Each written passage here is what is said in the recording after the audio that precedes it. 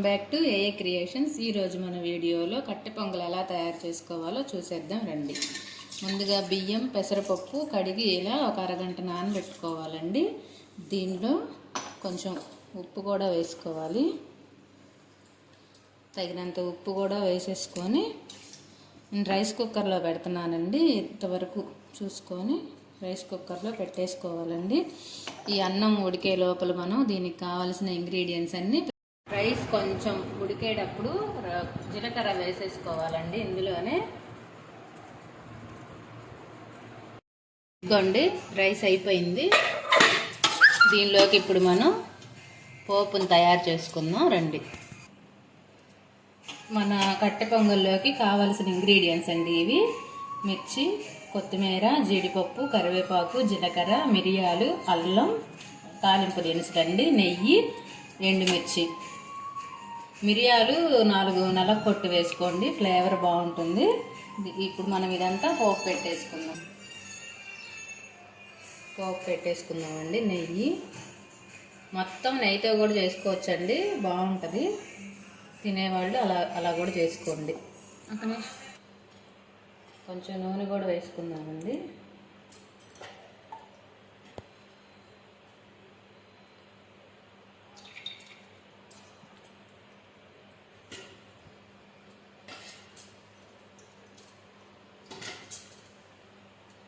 బాగా హీట్ అయిన తర్వాత ఇవన్నీ వేసుకుందామండి.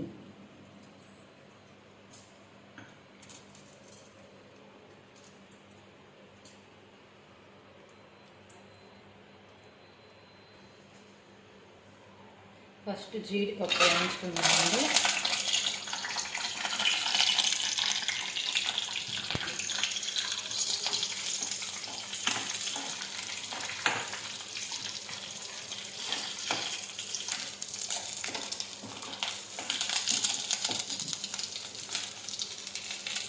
ఇందులోనే ఎండు కొబ్బరి కూడా వేసుకున్నాము.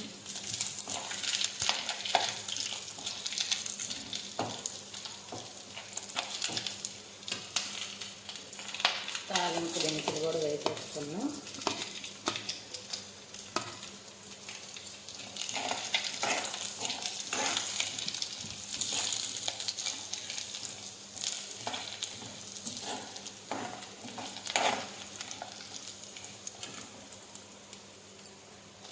పచ్చిమిర్చి, అల్లం, మిరియాలు వేసేసుకున్నామండి. పచ్చిమిర్చి, అల్లం, మిరియాలు కొంచెం సన్నగా కట్ చేసుకోండి.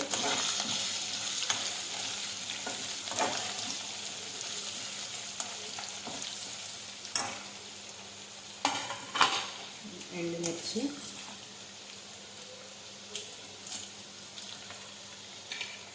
కరివేపాకు, జీలకర్ర కూడా వేసేసుకున్నాం.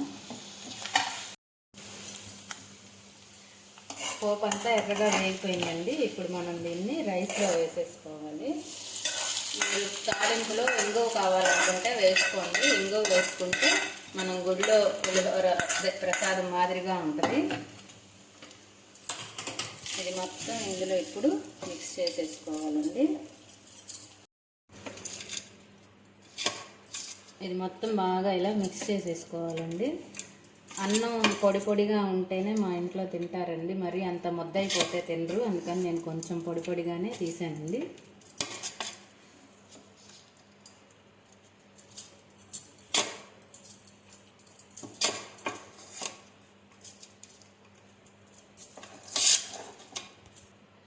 లాస్ట్గా కొంచెం పైన కొత్తిమీర జల్లేసుకుందామండి.